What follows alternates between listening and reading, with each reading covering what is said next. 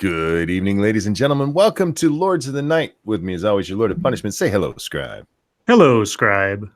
And your Lord of Puppies. No, God damn it. I was doing so well.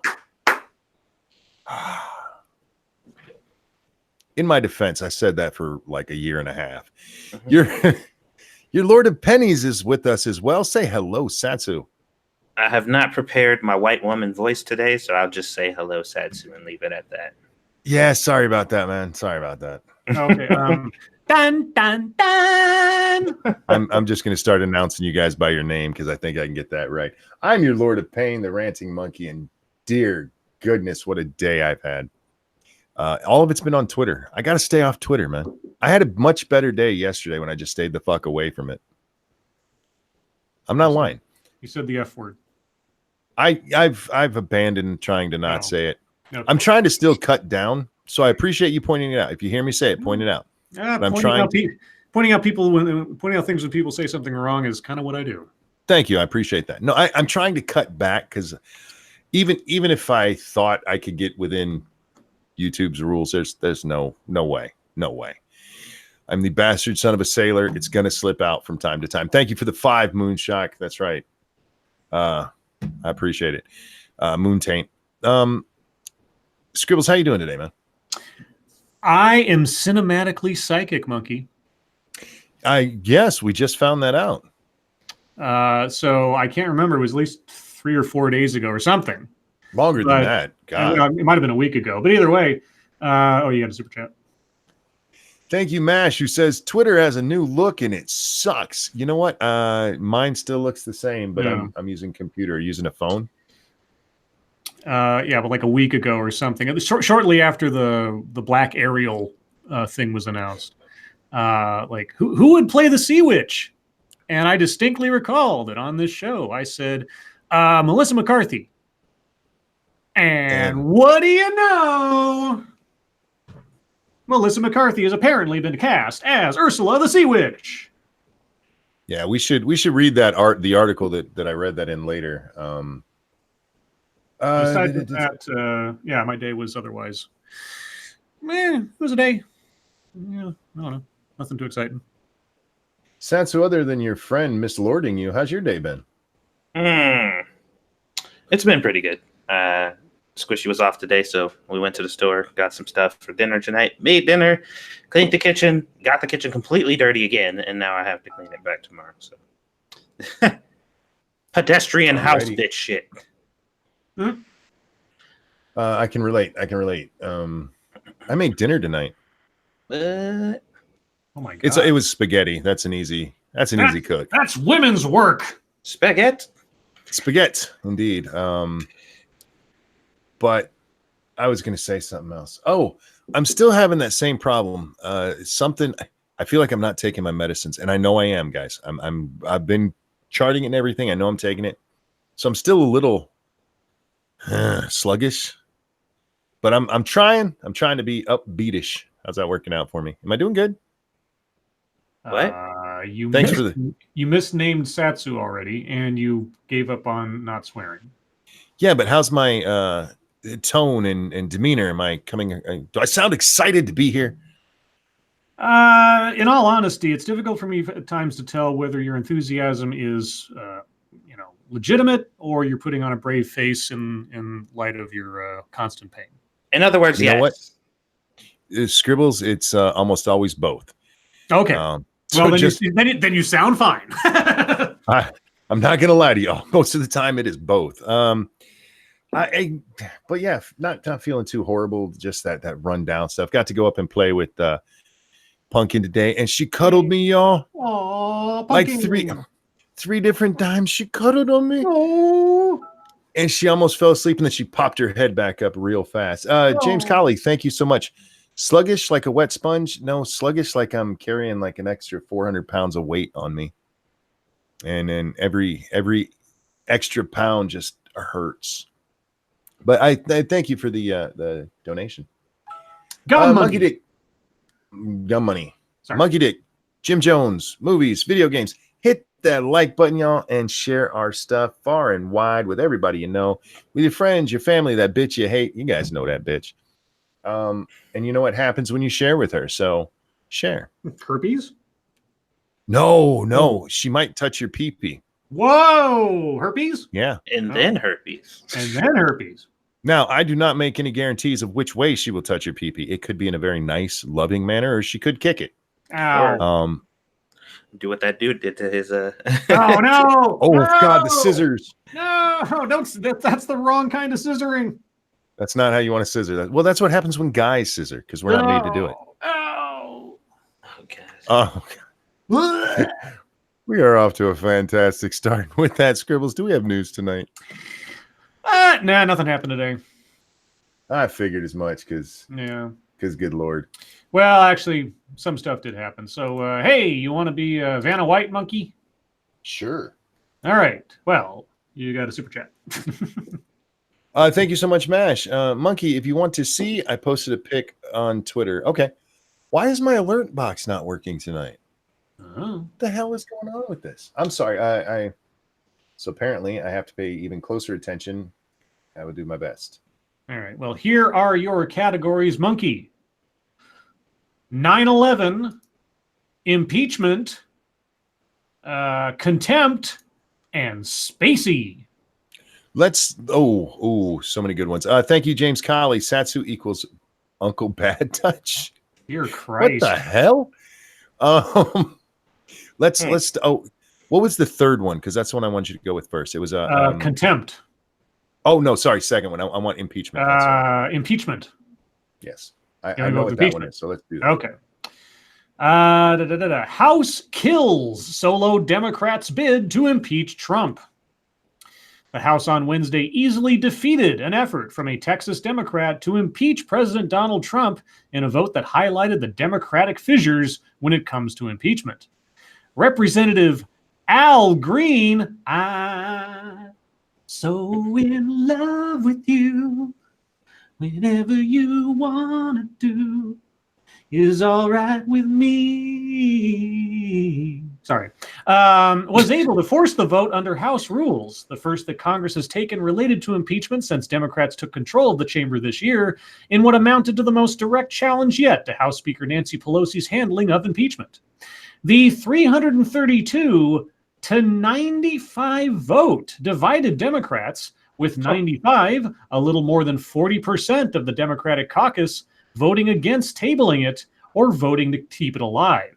There were 137 Democrats who joined all Republicans in voting to defeat the measure. Green's decision to bring up his resolution presented a dilemma for impeachment supporters and moderate Democrats alike, as they're now on the record for their vote, even if Green's resolution was only focused on one issue, what he says is the president's, quote, bigotry and racism, unquote, out of many Democrats are wrestling with on whether to move forward on impeachment. What? Let me try that again. I'm going to take out the little insert thing and read it as one sentence, okay? Let me try that again. Try it. Green's decision to bring up his resolution presented a dilemma for impeachment supporters and moderate Democrats alike, as they're now on record for their vote, even if Green's resolution was only focused on one issue, out of many Democrats are wrestling with on whether to move forward on impeachment. Okay, that makes more sense. Shit. Your insertion in the middle there completely fucked up the flow. So anyway. They know they can write more than one sentence, right? But sometimes that works. Sometimes that's fine if you're having sort of an aside thought in the middle of another thought. It's fine. You just need to know where to put it so that the follow-up flows along with the insertion. That sounds very sexual. Anyway, that fucked up. Before you continue, because this is important, Sarah Plyer said, that was not nice, Scribe. Now my legs don't work. What did you do to her legs? You just sung randomly, very beautifully. Oh! You mean my Al Green impression? My very you gave her the bad Al Green impression. You gave her the noodle legs, bro. Well then, I should be careful. Her legs don't work, and she needs to change her panties. That's a hell of a dilemma. Oh my God! All right, well, I'll remember. I'll do some more Al Green later. Of course, I don't think I know any more songs than that one. Anyway, Yeah, so that's basically the long and the short of it, except for, and Monkey made a very good point on Twitter when this vote total was announced. Mm-hmm.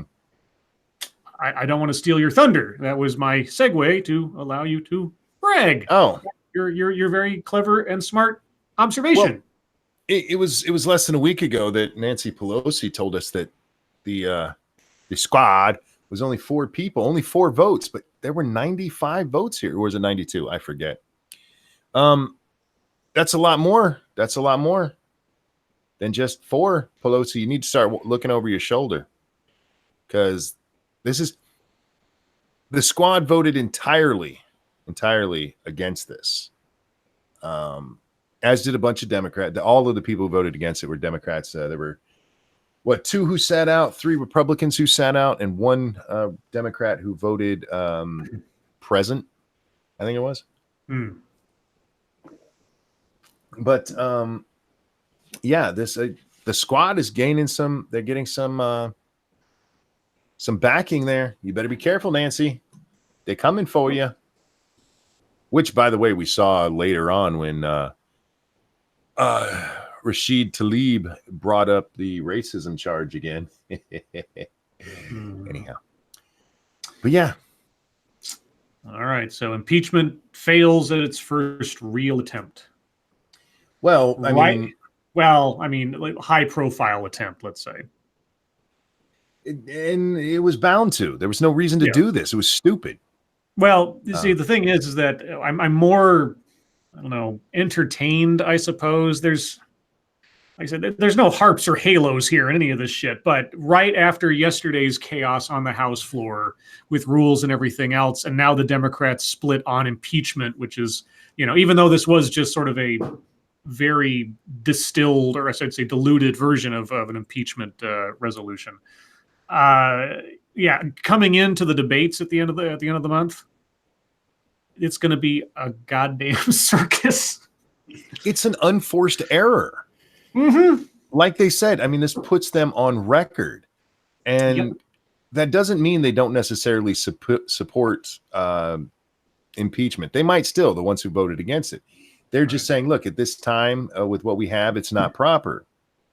But that's not how it's going to be spun. Nope. This is an unforced error. There's no fucking reason to do it. All right. Well, your remaining categories are 9/11, contempt, and Spacey. I kind of want to save Spacey for last. Let's do contempt. You want to save Spacey for dessert? Yeah. Contempt. All right. House votes to hold Barr Ross in criminal contempt over census dispute. The House of Representatives voted on Wednesday to hold Attorney General William Barr and Commerce Secretary Wilbur Ross in criminal contempt over a dispute related to the Trump administration's efforts to add a citizenship question to the 2020 census. The vote was 230 to 198, largely along party lines. 4 Democrats broke with their party and voted against the resolution. 1 independent, Representative Justin Amash of Michigan, supported the resolution. The vote marks the first time that the full House, has voted on criminal contempt of Trump administration officials since Democrats took over the majority. The move is virtually guaranteed to further inflame hostilities between the administration and House Democrats, as if they could get any more hostile towards each other, as they pursue oversight efforts. It is unclear, however, what practical impact the House contempt vote will have, since a U.S. attorney is not likely to take action against the head of their own Justice Department. The latest escalation in tensions between House Democrats and the administration comes after the House Oversight Committee approved a resolution last month recommending that the House find Barr and Ross in contempt for, quote, refusal to comply with subpoenas, unquote, issued as part of the panel's investigation into the push to include a question about citizenship in the upcoming census. That entire paragraph was a single sentence. Of course it was. You can get away with it. Don't get me wrong. You can get away with it. Just stop doing it all the time. Okay. For a second there, I thought the next paragraph was entirely one sentence. It's mostly one sentence. After the Supreme Court last month blocked the question from being added to the census, Trump created uncertainty over what would happen when he insisted that efforts to add the question were, quote, absolutely moving forward, unquote, despite statements from both his Department of Justice and Secretary of Commerce that the administration was printing the census without the question. But at the end of last week, Trump retreated, instead asking government agencies to provide records that could determine a head count of citizens without polling census takers directly. Ross dismissed the House floor vote as a PR stunt. Quote, House Democrats never sought to have a productive relationship with the Trump administration, and today's PR stunt further demonstrates their unending quest to generate headlines instead of operating in good faith with our department, he said. Adding, quote, it is an unfortunate fact that there are some who would like nothing more than to see this administration fail, whatever the cost to the country may be, unquote. So there you go. Well, I mean, I'm curious what they're looking for. To show that they're tough on the administration? Well, sure, but I mean, they're looking into, they're probing the citizenship question being added, correct? My guess, well, see, it's kind of a win-win situation. Like if they'd gotten Barr and Ross to testify, they could grill them and showboat about trying to determine whether or not the president pushed this to them because he's a racist or he's a xenophobe or something. Then they'd have their show, they'd have their, little, and of course, Barr would deny that, and so would the Commerce Secretary, and everybody would go like, of course they'd say that. But if they deny the subpoenas, well, now you can see that they're trying to hide something, and now we get to hold them in criminal contempt, so we still look like we're on the right side and they're on the wrong side. Yeah, except for anything they really need to know is in the court case. I mean, all of that, everything that happened in that came out. That's one of the reasons. It's the reason the Supreme Court shot it down. Again, It's not because putting the question on there is illegal. It's not against the Constitution. But that's not what they. Yeah, sorry. A lot of people are making that mistake. And I say it was shot down for constitutionality. No, it wasn't. It was basically shot down for procedure. Right, and that's not the message they wanted to send. That's why getting them on the stand and being able to make the allegations in public on a big forum like a hearing would go further to push out their narrative than the Supreme Court just saying, procedurally, you guys fucked up. Yeah, this seems like one of the few times where they're just like, an imaginary narrative isn't enough here. Like it usually is. Like we can usually run with a fake narrative and it's fine. But now we need something more official. Like we got to get them saying something because officially it says that it was shut down for this reason and we needed to officially say otherwise. Fair enough, I guess. I see what you're both saying, and yeah, but that's not what criminal contempt is, you little douchebags. Anyway, let's see your remaining category. I assume you're saving Spacey for last, right? Yeah, let's do 9/11. Okay. There's your ringtone for the week, everyone. Rand Paul stops unanimous passage of 9/11 first responders funding bill. I am honestly curious as to why. I don't know why. Republican Senator Rand Paul objected Wednesday to an attempt to pass the bill funding 9/11 first responders health care unanimously, arguing that passing such a long-term bill without offsetting the cost would contribute to the national debt. You're not wrong, but I don't know. I mean, maybe in sort of abstract sense, we owe that debt, if you know what I mean, at this point, after this much time. How about this? I'm firmly in favor of funding the military, right? Yes. Pick any 2 fighter jets that are coming up. Defund those. Just 2 planes. 2 planes. That's it. Yeah. Throw that at the 9/11 guys. There you go. We don't change anything. Because we're talking about the first responders. These are people who threw themselves into danger when our country was being attacked and got sick, badly sick. The delay presents another hurdle in the dramatic fight to secure funding for the September 11th Victim Compensation Fund, despite Senate Majority Leader Mitch McConnell's continued reassurances that the fund would be fully funded. After comedian and fund advocate Jon Stewart gave emotional testimony last month, accusing lawmakers of failing to support the bill, the measure was swiftly approved to a floor vote in the House and passed the lower chamber last week on an overwhelmingly bipartisan 402 to 12 vote. When presidential candidate and Democratic Senator Kirsten Gillibrand of New York requested unanimous consent, a procedural move that allows a bill to skip several steps to pass unanimously without senators casting an individual vote, on the bill on the Senate floor Wednesday, so that you did it again. You did it again. You put an aside in the middle of a sentence at the wrong point. It should have been unanimous consent on the bill on the Senate floor Wednesday. Then you go into the procedural, so there could be anyway. Okay. Real quick, in chat, nothing for you here. So, what's the issue with funding the first responders? That's not even what's going on here. As Scribe just read, this is about skipping steps, and what Rand Paul wants to do is have his ability to go up there and go, "I'm not in favor of anything that increases the debt." And you know what? I'm with him on that. Find something and make it happen. Yeah. See, this is what Paul objected. Quote, "It has long been my feeling that we need to address our massive debt in this country. We have a $22 trillion debt. We are adding debt at about $1 trillion a year," he said. "And therefore, any new spending that we are approaching, any new program that's going to have the longevity of 70 or 80 years should be offset by cutting spending that's less valuable," unquote. I don't disagree with him. Okay. Right. Honestly, I don't disagree with him. So in that sense, sure. I mean, we should start setting, a standard for things like this, even for something as important as this. And in fact, figuring something out where it's for something as important as this, so you don't have an excuse later on to cut it. But well, you're right there. But there's also the fact that again, this doesn't kill it. No, it's still going forward. It's still going to pass. It'll probably be along that whatever it was to 12 thing again. Yeah. But this is just not skipping the steps where they get to argue about it. So instead of it going through like tomorrow, it'll be 2 weeks from now, a month from now, something like that. Let's see. Gillibrand said she was deeply disappointed in Paul's decision. Quote, "We could pass this bill right now, but instead my colleague has objected, asking people to come back over and over.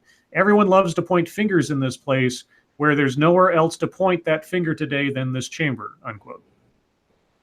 Chuck Schumer said, "I would urge my friend from Kentucky to withdraw his objection. I would urge Senator McConnell, the leader, to put it on the floor now, and we can let these folks in the gallery and so many others do what they need to do, help their families, help their friends, and make sure their health is given the best protection possible."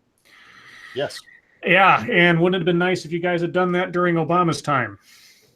Or done it 6 months ago, or done it before you got shamed into it by a fucking comedian. Yeah.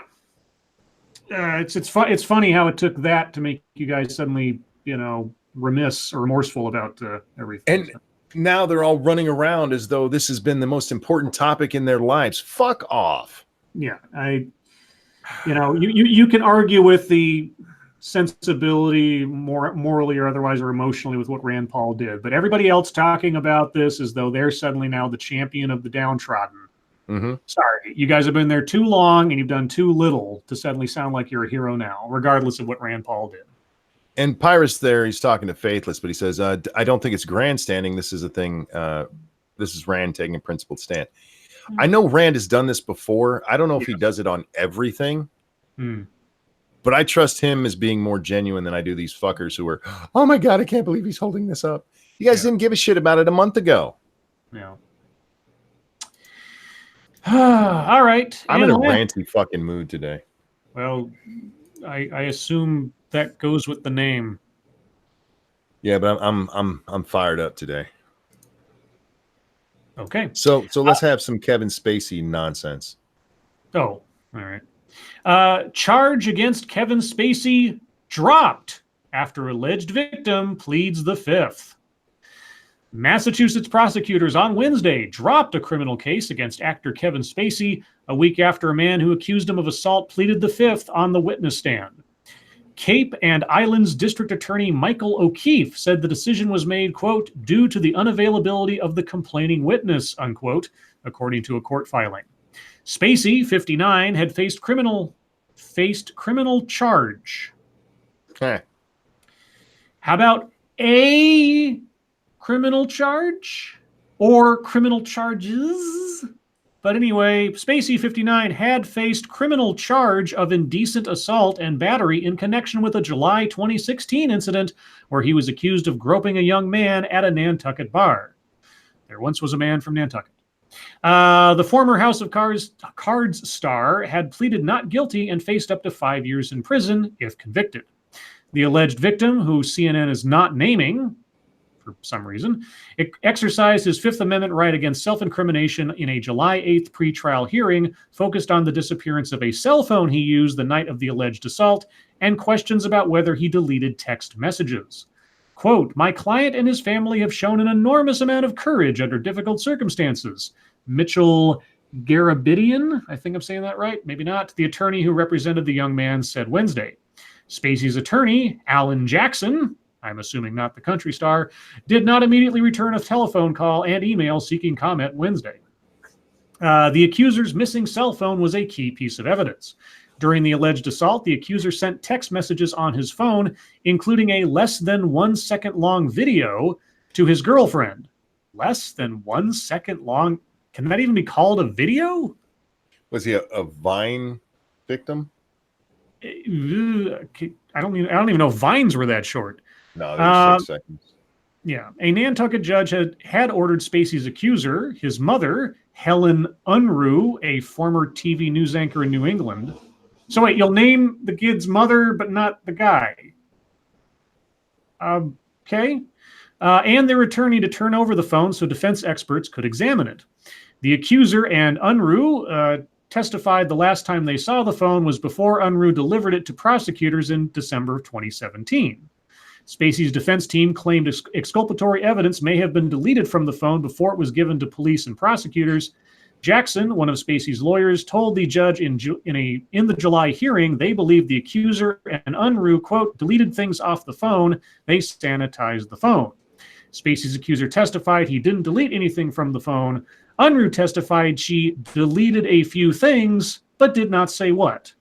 There was, quote, no intent on my part, she testified. You have to hit that delete button.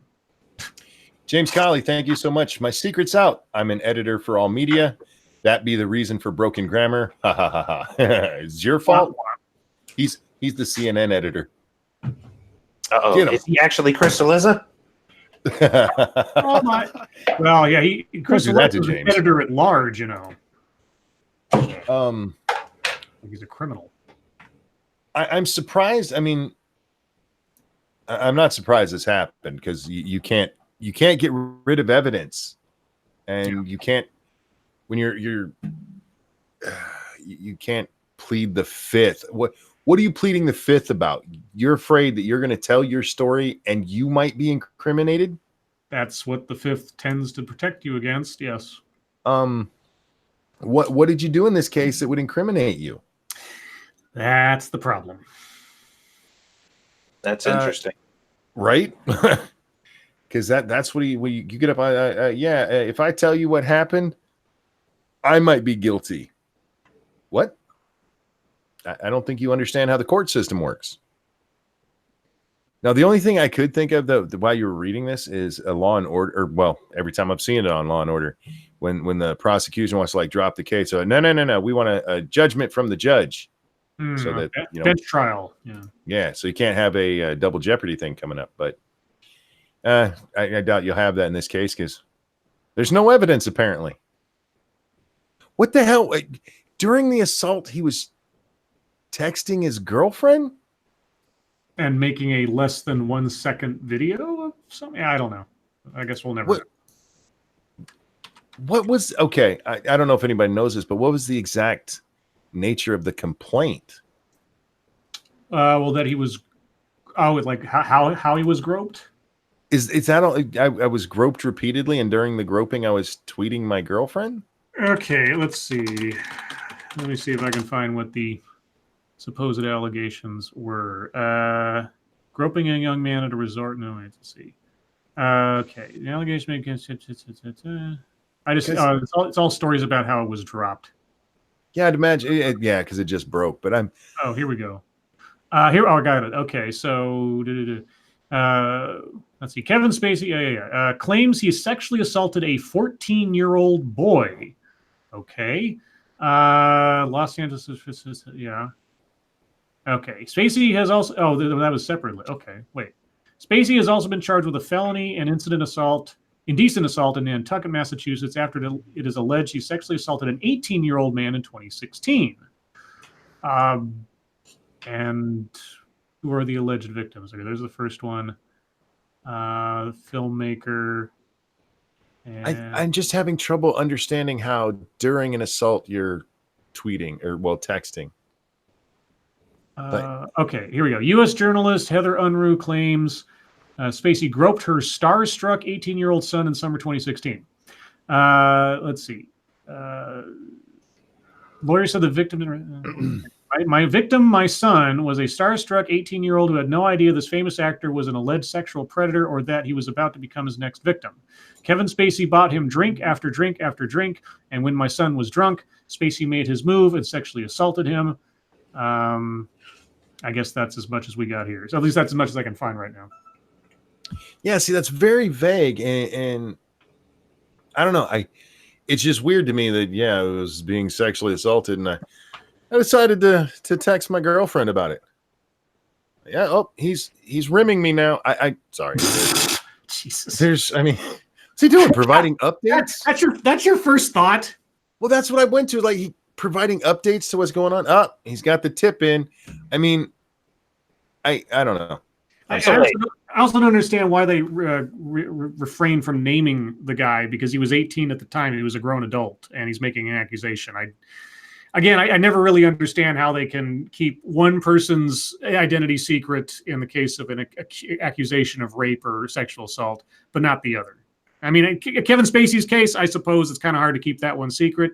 Sure, but all the same. What were you going to say, Satsu?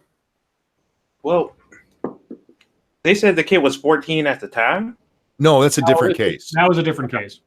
Okay, that's why I was getting confused. I'm like, wait a minute. He was buying him drink after drink. No, this story, the story that I read had a list of all of the allegations, and the first one I came across, I thought that was one they were talking about, but no, there was a separate incident with the 14-year-old was the actor who is now on Star Trek Discovery, but who was 14 back in like the 90s or whatever it was. Okay, that was a separate deal. Okay. And real quick, Scrappy says drinking underage is the reason to plead the fifth. It's not, because the prosecutors could easily, we're not going to touch that. Mm-hmm. We'll give you immunity if you admit to drinking underage. So, that's the part that really killed this, was him taking the fifth. And of course, mommy getting rid of footage and text. Because again, I don't know what those texts were, but Jesus Christ. Sorry, I don't mean to keep going on about this. It's just weird to me the way that all came out. Anyway. That's all the stories I had pulled up. Guys, it's now your time. Well, not really. It's kind of our time to decide about your time. It's MSS News time. There's a story you'd like us to take a look at. Send it to the hashtag MSS News over on the Twitter machine. We will do our best to get to them, but you guys send so damn many that we can't always. And it's a wonderful problem to have. Scribe. Thank you, Monkey. This one comes from Quinn Harrison. This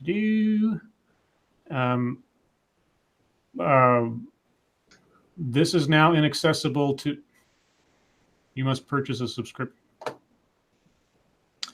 Okay. Well, I guess I can't read that story. Right? Or am I going to try that again, or is it going to? Okay, I think I've worked my way around it. You see, guys, don't. Oh wait, want to read? No, I have to sign up. Okay, I'll reread you the headline. I still can't read you the story because apparently Haartz, HAARETZ.com doesn't want me to read their news, even though all of their ads are visible. I'm not blocking the ads or nothing here. but I still have to sign up even though I'm seeing all of these ads they're posting and can't get rid of. The headline, at least, is "My kid gets all of her news from last week tonight with John Oliver, and that's okay." Okay. Well, welcome to your own echo chamber, I guess. I don't know what to tell you, or your kid's echo chamber. Moving on. Sorry about that, Quinn. This one comes from Frosted Glass. If it'll come up, because it's taking its sweet time to tell what thing. Come on, you can do it. I'm not calling out to space. Okay. Joaquin Castro introduces bill to remove illegal and alien from federal immigration law. So you want to not be able to identify. The under headline of this is "Words Matter," quote unquote. They do. It's called accuracy in language, both legal and otherwise. Also, First Amendment.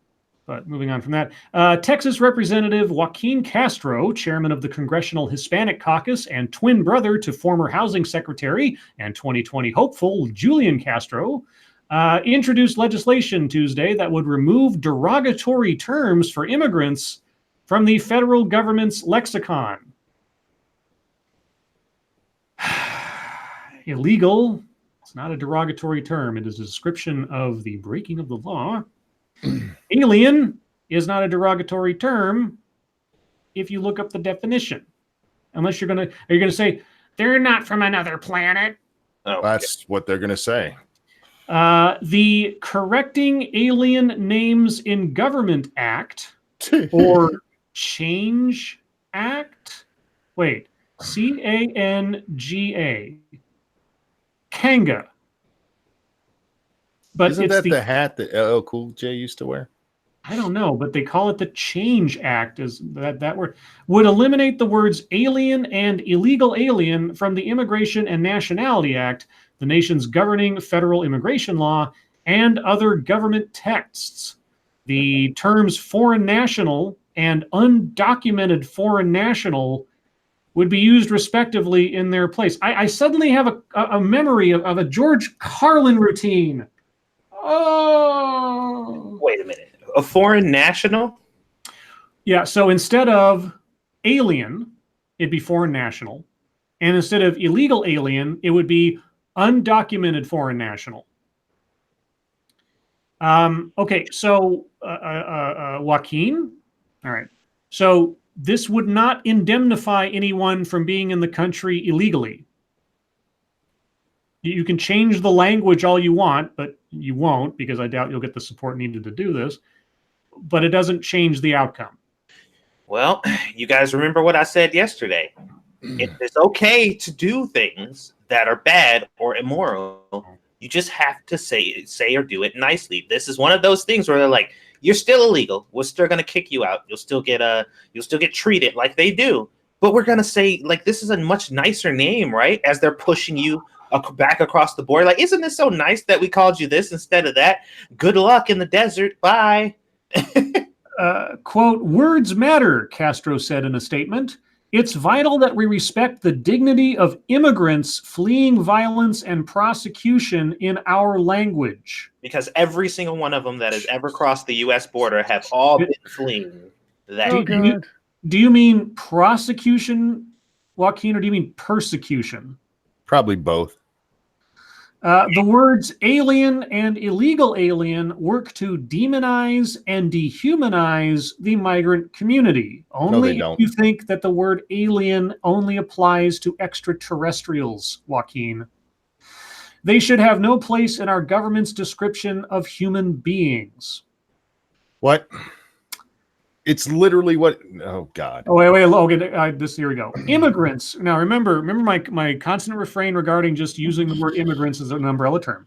Immigrants come to our borders in good faith and work hard for the opportunity to achieve a better life for themselves and their family. For those that come to a port of entry and apply for asylum, yeah, I will grant you, they come here in good faith. That does not count for everyone. But you see, here's the thing, though. Joaquin, those that come to the port of entry and apply for asylum, they're not here illegally. Yeah. Either they get granted and they're able to stay here, or they don't get granted a legal asylum and they either go the fuck back home or hide away in the US breaking the law so they won't get caught. Yeah. One or the other. That's not in good faith, by the way. If you come to the US, apply for asylum, and get denied and stay here anyway, you have lost the good faith argument. That's gone now. Yeah, Joaquin. Yeah, okay. Well, I have little confidence that your Change Act will go anywhere. But even if it does, just on the off chance that it does, the phrase illegal immigrant or illegal alien will not be eliminated from the world. And the outcome of the law's repercussions will not change. And you say that, but we're getting there. It's getting closer and closer. I mean, the first time we heard this stupid argument was, God, what? Not even a full 5 years ago? Yeah. And now it's getting to the point where there's actually a Congress member trying to get a, it's growing, and eventually saying illegal immigrant will be, oh, you racist. Yeah. But we do have a birthday, apparently. If you have something to add before we get to the birthday, I want to bring up the birthday before I forget. I have seen it, Nuts. I appreciate you putting it on there. I vote that we need to change intruder to unwelcomed guest. Ooh. Oh. Yes. So if you find me in your house and I'm not supposed to be there, no, I am an unwelcomed guest, good sir. That's going to really change the name of a movie I like, Flight of the Unwelcomed Guest. Yeah. There you go. Change everything. Let's just change all the words, and then the thing itself will change, because that's how science works. Excuse me. Beerhoven, are you still here? Beerhoven. No, Nuts, don't apologize. I appreciate you doing that, because even if I'd seen it, my memory, I can forget. Undocumented squatter. Beerhoven, it's your birthday. And around these parts, we do something that goes a little like this. And a 1. And a 2. Happy birthday. Birthday to you. To you. Oh, this is new. Happy birthday to you. To you. You made me stop eating my ice cream for this. Happy birthday, dear Hoven. And I'm not happy about it. Happy birthday to you. To you. Beerhoven, I hope you had a great birthday. I really do. And I hope that didn't mess it up too much. All right, back to MSS News. What else we got in there? This one comes from Senior Staff Reporter. Senior Staff Reporter and Chief Florida Correspondent Colleen Bernier. Pensacola man masturbating outside Walmart grabbed deputy's rear end. Was it Kevin Spacey? No, he looks like I don't know who he looks like. I'm sure that there's an actor or something that he resembles. Anyway, a Pensacola man who was being arrested for allegedly masturbating in a Pensacola Walmart parking lot is accused of grabbing a deputy's rear end and saying, quote, "Let me just feel it," unquote. Trenton James Rich, 19. Trenton James Rich, that sounds hoity-toity, was arrested Saturday and charged with battery of an officer, assault on an officer, resisting an officer, and exposure of sexual organs. According to his arrest report, an Escambria County Sheriff's Office deputy responded shortly after 4:30 p.m. Saturday to the Walmart at 501 North Navy Boulevard in response to a report of indecent exposure. The deputy spotted a white man with blonde curly hair wearing gray sweatpants and no shirt sitting on top of a picnic table next to the store's designated pickup area.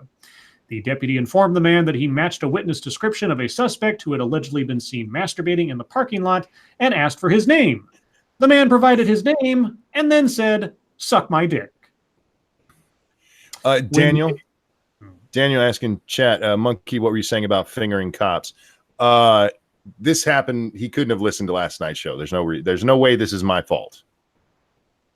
Remember, ranting monkeys for entertainment purposes only. By the way, he kind of looks like one of the Logan brothers. Maybe that's, I thought he or was the Paul brothers, like Logan Paul. Yeah, he was familiar-ish looking, but anyway. When the deputy moved to detain him, Rich allegedly resisted and pulled his hands away from the deputy, pulled his pants down, exposed himself, and said, "Suck on it." The deputy continued trying to place Rich in constraints, and he repeatedly turned his body in circles while keeping his hands away from the deputy's grasp. At one point, Rich stepped toward the deputy, formed his hands into karate chop positions, and mimed swiping chops towards the deputy's face. This caused the deputy to flinch and momentarily back away. Rich then grabbed the deputy's arms, twice pulled the deputy toward him, grabbed the deputy's rear end, and said, "Let me just feel it." Was the deputy female? This had to be a female cop. I'm assuming so, but yeah. It sounds like an episode of Reno 911. Yeah, let's see. So he was booked Saturday with a $10,000 bond. So he's still in custody, at least as of this story. So, ta-da! What a charmer! What a charmer! It is odd that they don't tell us anything about the deputy. That it had to be a chick, and that's why females shouldn't be deputies. This guy was clearly she should have tased his ass. All right, let's do this one from Massive Dynamics because it deals with a monkey. Uncle Fatty, the obese monkey, goes missing after falling off the wagon. Aww, that is a fat fucking monkey. His gut, he is just gut. He looks like Java. There's the article, guys, if you want to see. An obese monkey who became a cult figure due to his massive size has been missing for 5 months. How could you lose track of that blob? The other one's probably ate him. The primate, nicknamed Uncle Fatty, is feared dead after not being seen since February 26th when What the fuck was that? Oh, it was some motorcycle. Okay, somebody's racing outside. Sorry about that, guys. He's missing since February 26th when environmentalists lost track of him in Bangkok, Thailand. He had ballooned to twice the average size of a long-tailed macaque at 33 pounds after tourists visiting Kun Kala Monument kept on feeding him high-calorie food and drink. Concerned animal workers sent Uncle Fatty, 20... Oh, they know how old he was? Okay, to a weight loss camp in 2017 to try to get him to shed the pounds, but he fell off the wagon when he returned home. Okay. We Love Monkey Club president, Kavanafat Monko Tchachat. I know I'm fucking that up. Said monkey specialists had told him they thought Uncle Fatty was dead. He said, quote, "They told me that when monkeys know that they're very weak, they will isolate themselves and won't let any other monkeys or anyone else see them dying. He must have died of old age because Uncle Fatty had already lived beyond the average age. He looked exhausted and didn't want to eat much." Okay, well, I'll just assume goodbye, Uncle Fatty. Also, that gut of his, if you look at that last picture, it looks like it's got a lot of road rash on it. That can't be fun. So, yeah, he was dragging that. Yeah. All right, well, moving on. This one comes from Froggy. And you have a super chat? Real quick, thank you, Chicago Mike, the Tess Holiday of monkeys. No, he's not that bad. I was going to make that joke, but I'm a gentleman. I'll just let the judgment hang in the air. Email show Iowa officials Tupac fixation before his ouster. Did you hear about this? I did not. I read this the other day. I don't think on the show, but Iowa City, Iowa. Emails show that the director of the Iowa Department of Human Services had an obsession with the late rapper Tupac Shakur during a 2-year tenure before the governor requested his resignation last month. Jerry Foxhoven hosted weekly Tupac Fridays to listen to music in his office. He sent Tupac lyrics about love and change to inspire employees, and he marked his own 65th birthday with Tupac-themed cookies. While some employees praised his Tupac fixation, one complained to lawmakers last year. Reynolds surprised Foxhoven by telling him to resign one day after Foxhoven had emailed his employees asking them to celebrate Tupac's birthday. A Reynolds spokesman says, quote, "A lot of factors," unquote, went into the decision to seek Foxhoven's resignation. All right. Yeah, there you go. So he likes Tupac. Who cares? Let's see. This one comes from the Tartanist. New Teenage Mutant Ninja Turtles mask color and weapons revealed.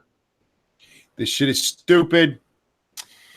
IDW Publishing has revealed a new member of the Teenage Mutant Ninja Turtles named Jenica. Is there a classical artist named Jenica? No. A Renaissance artist, I guess? Nope. Okay.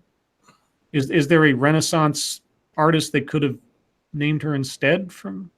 No. There's a reason why her name is that. Oh, okay. Designed by TMNT artist Sophie Campbell. But before we get to the rather crazy story of how Jenica came to be a Ninja Turtle, as seen in Teenage Mutant Ninja Turtles number 95, view the new Ninja Turtle in her yellow mask and wielding a sword, bow, and claw weapon. But all the turtles have a signature weapon. Yeah, but she's female, so she has to be better. She carries 3 because she's better than them. And what happened to Venus de Milo? Oh, Venus doesn't exist in the Turtle Land anymore. What happened with Venus is the guys who made Teenage Mutant Ninja Turtles. Yeah, Eastman and Laird. Yeah, Eastman sold out to Laird, and as soon as that happened, he got rid of Venus and all traces of that bitch. Oh, and he told his artists and writers no female turtles. But now, real quick. Not only does she get more weapons, she gets more toes. Okay, a human woman named Jenica, or Jenny for short. Wait, she starts out as human? Yes, that's why that's her name instead of getting a... A human woman named Jenica, or Jenny for short, has been making waves in the series of late, as she is both the love interest of Casey Jones and a member of the Foot Clan. Yes. I suddenly have flashbacks to Iron Fist for some reason. Though the Foot Clan is typically a villainous group, hang on. It was actually taken over by Splinter in this comic series. I'm having flashbacks to the Punisher joining the mob. And he's been hard at work trying to reform them into something more honorable. But the Foot Clan. Jenny has long been loyal to the ideals of the Foot Clan, but often found herself conflicted with what was right and wrong. So Finn from the First Order. That was put to the test when former Foot Clan leader Karai confronted Jenny and asked her for help in retaking control from Splinter. When Jenny refused, Karai stabbed her. Okay. The Ninja Turtles tried to rescue Jenny by bringing her to a lab where they planned to save her with the healing properties of the ooze. Yep. But it gets better. It gets better. No, wait. That would be the absolute last thing you would want to do, because if nothing else, and granted, I haven't read or had anything to do with Ninja Turtles for decades now, but the ooze doesn't do nice things to human beings like Bebop, Rocksteady much. Oh, don't. Okay, sorry. Wait, it gets better. But that plan was interrupted when they were attacked and the ooze canister was destroyed by the Earth Protection Force bad guys and Metalhead, the robotic turtle. Okay. Desperate and running out of time to save Jenny, Donatello decided to use Leonardo to perform an emergency blood transfusion, hoping Leo's mutant blood would be enough to do the... Take her to a fucking hospital! And mutant... So wait, your first solution was the ooze, but your backup solution was mutated blood from a turtle. Yep, and they actually show, I just had it on screen for a moment, the panel where it happens, and this art is god fucking awful. The transfusion proved to be successful, with Jenny surviving. I'm also suddenly having flashbacks to the end of Near Dark, because I believe her name was Jenny, I think, wasn't it? Something like that. And then she had a transfusion, and something else happened. She turned into something.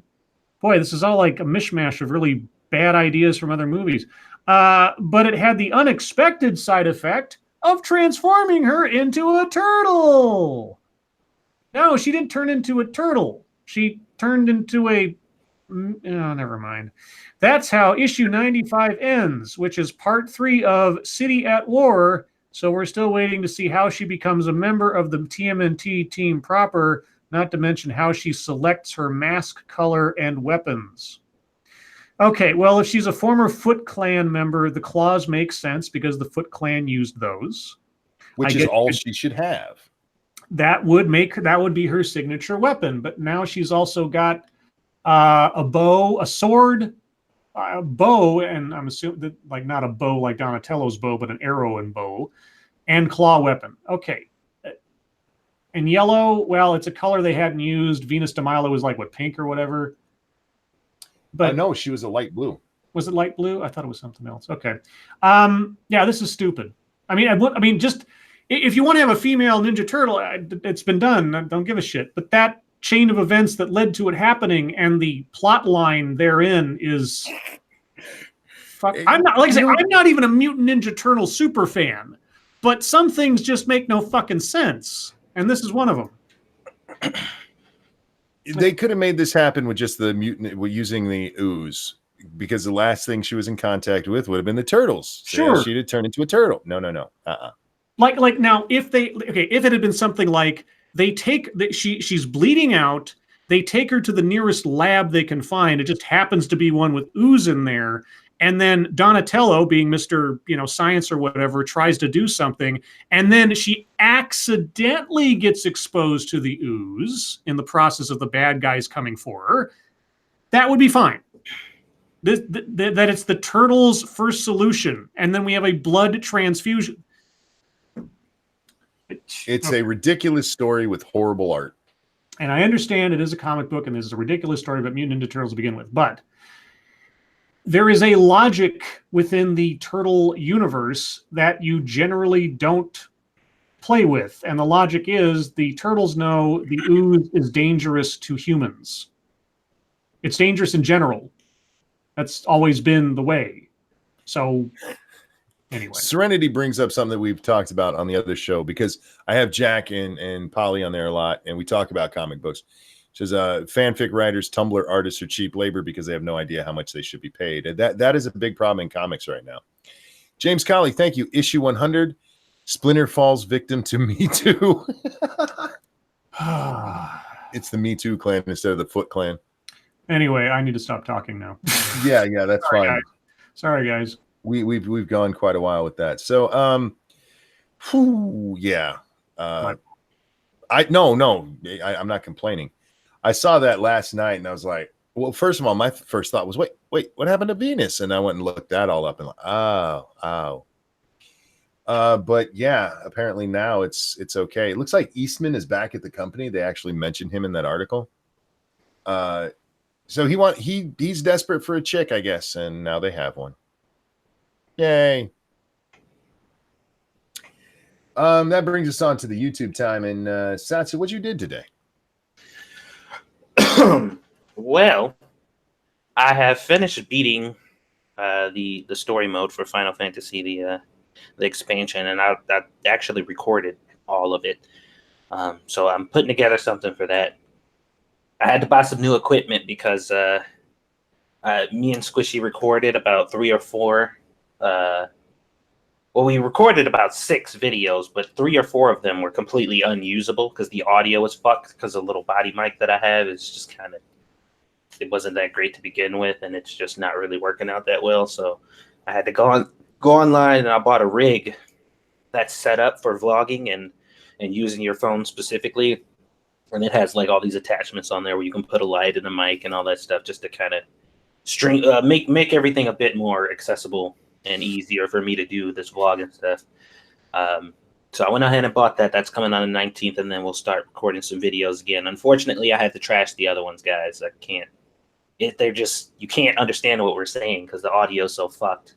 There's no point of uploading them. So outside of that, obviously, I still got a whole bunch of other stuff that I've been working on, and I think that's it for now. I'll give you guys more details when I have them. Fair enough. And Scribbles, what'd you work on? I finished the script and recording audio for my next video. It's a expatriate games entry. I had to stop recording the audio a couple of times because for whatever reason today, there was just some crazy amounts of intermittent sirens going on, either fire trucks or police or something in the background. It just kept interrupting me and kept fucking me up. So I gave up a couple of times, finally found a relatively quiet period of time to record, got that out of the way. So now that I have all that done, I'll start assembly tomorrow and hopefully we'll have something out. Well, if I get really ambitious, maybe tomorrow before the show, but more likely than not, sometime Friday. So there you go. All right. And I did my monkey in the morning. I went a little early last night because I was tired as fuck, y'all. And let's see, today I woke up and I watched a lot of YouTube, something I haven't done in a while. I just went random for a while, and I ended up in the commentary genre. Imagine that. Not political commentary, just the regular. Wow. You know me, I like my drama, and there's a lot of it over there. Yeah. I was watching Turkey Tom, somebody I'd never even heard of before, but apparently he's quite well known. And he was talking about animators, and not, I forget what they call them. They're like not quite animation. It's like pseudo animation. I don't know what it's called. I forget. It's not important. But I went to one of the channels he was talking about, and I looked over their videos and I saw something that really annoyed the fuck out of me.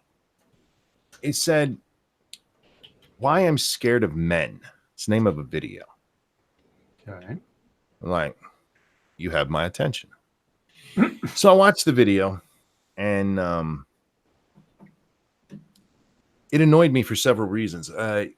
She won throughout the whole thing. She keeps couching all of her statements with, "Yes, I know this happens to men too," which is, I mean, fine. At least you're admitting that part. But her summary is that she's afraid of men because of her experience. But she gave her experiences early on in the video, and literally nothing happened to her. The only thing that happened to her is she got scared because they were men. And like, so you're scared of men because you're a scaredy cat. That's not a fucking reason. Anyway, I might delve into that one, not necessarily to go at that, but she does bring up something. She mentions the media and things like Twitter and stuff, reading stories and stuff. So I might go at that and a thing and point out to women, look, if you're afraid of men, chances are it's not because of anything that's happened to you. It's because you're told, like, 1 in 4 women will be raped in college, which is a bullshit statistic. Thank you, Moon Tank. Yeah, I must have done it again. I'm trying. But so that I looked at that, and maybe I'll do that. If not, politics is getting interesting, and there's a few I've been looking at for that. But with that, we move on to fucketry. Satsu, you got some? I'm sure I saw something that I saw. Somebody put up a post about this feminist named Naomi Alderman. Oh, that name's familiar. And apparently she's a writer, She writes fan fiction. She's pursuing a passion for fan fiction. She wrote some Buffy the Vampire Slayer shit. They say she writes for video games and she has novels and stuff like that. But they were talking about a book she won an award for a sci-fi novel that won the Woman's Prize that she created. And I've seen this tub before. Okay, yeah, keep going. I'm sorry. So the book that she wrote, this is what it was about, or at least this is all it says it's about. Let me see. Oh, in The Power, a feminist sci-fi novel that won the Woman's Award, she creates a world in which women can electrocute men. Okay. Yes. And they say she wrote the book as an attempt to ask what kind of dramatic change would that mean for gender relations? And that won an award. Like that's what she's famous for. How would it change gender relations if women could like women just have the legal right to electrocute a man, or they have like for any reason? I'm assuming because there's no context. Will M says, "Did I hear right? She created an award and gave it to her own book." It's like she created the Woman's Award. No, they just said she won a Woman's Award or a Woman's Prize. It won the Woman's Prize. I don't know what the fuck that is, but the Woman's Prize. Oh, the way you said it, that's what it sounded like because you said she created it. Oh no! Sorry, I was reading. I said that statement and then I went back and read the quote in full. So my bad for the confusion there. But no, she got the Woman's Award from, and they don't say who she got it from. They just said she won the Woman's Award for writing this book about a world where women can electrocute men. And I'm just like, okay. I guess it's a virtuous thing. I don't know what virtue is anymore, guys. I'm really confused. I'm really lost on the concept. Because last time I checked, or at least based on whatever the current rhetoric is, virtue is just doing all of the things that your enemies do, but then finding an excuse why it's better for you to do it. Am I right in that? I think I might be correct in that. Outside of that, what else did I see on? Oh, there was some. Oh, go ahead. I found her award. It's the Bailey's Women's Prize for Fiction. Oh, okay. Supposed to be one of the UK's most prestigious literary prizes. And thank you. Thoughts by Jay Brown. More ramen. I appreciate that. You're a good person.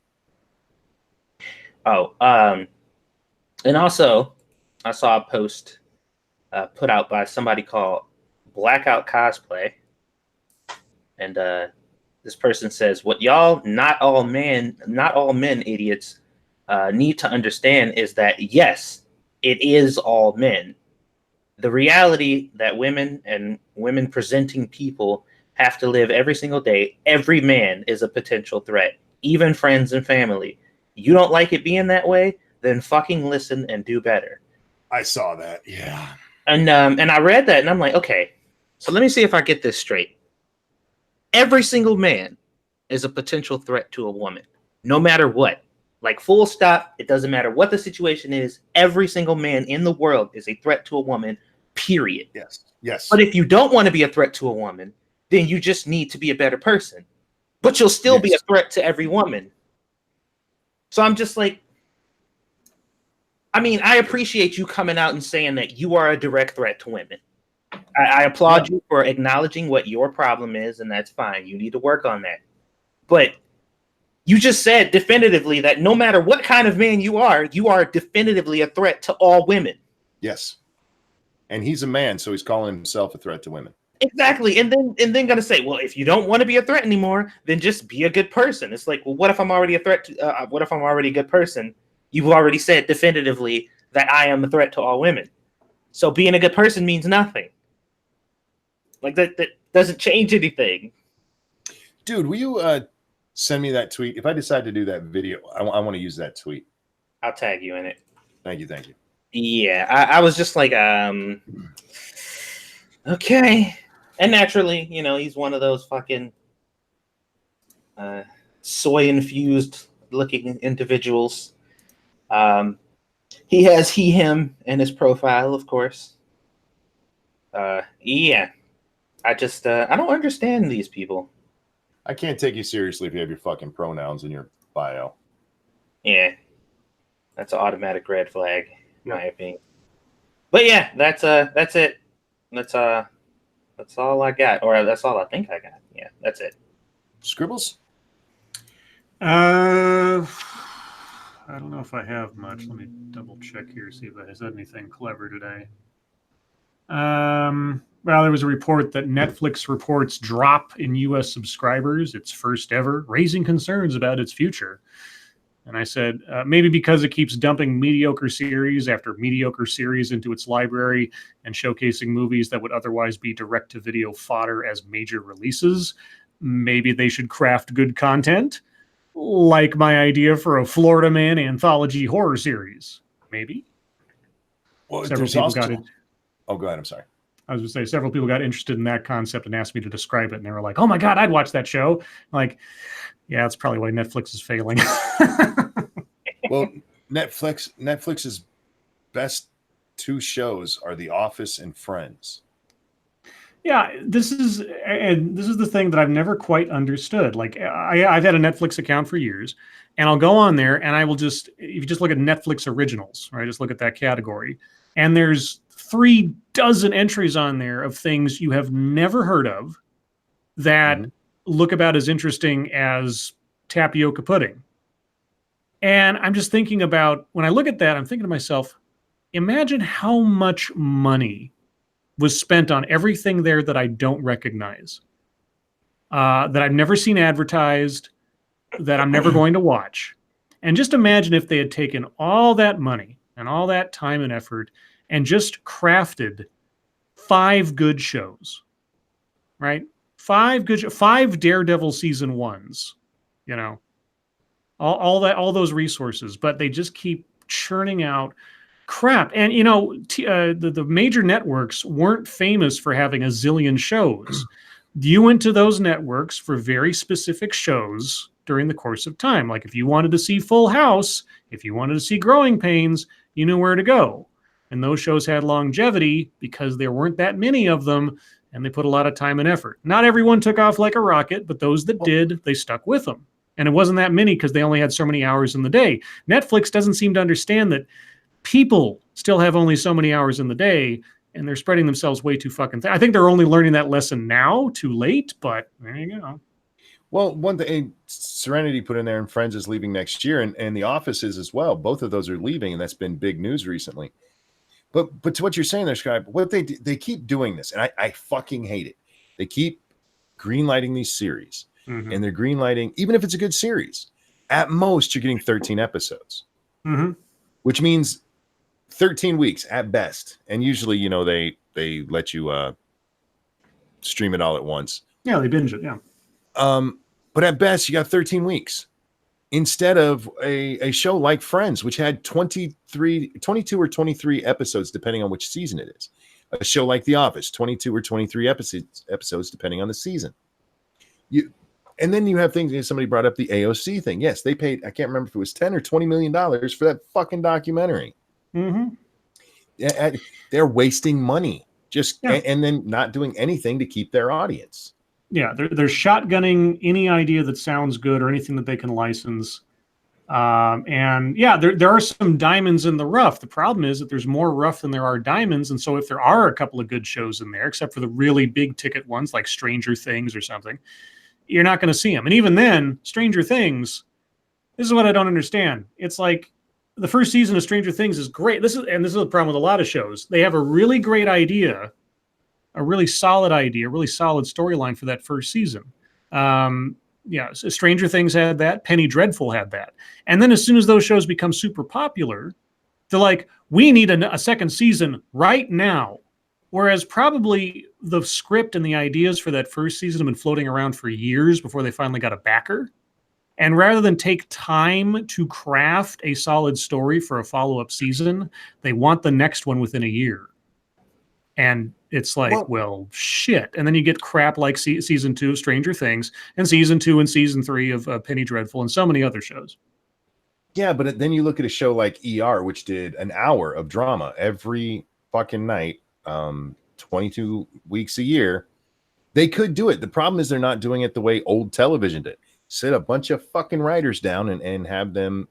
I mean, it's what studios did. That's how you made TV. And now it's just like, oh, you had a good idea. You need another good idea now. Also, no, go ahead. What were you going to say?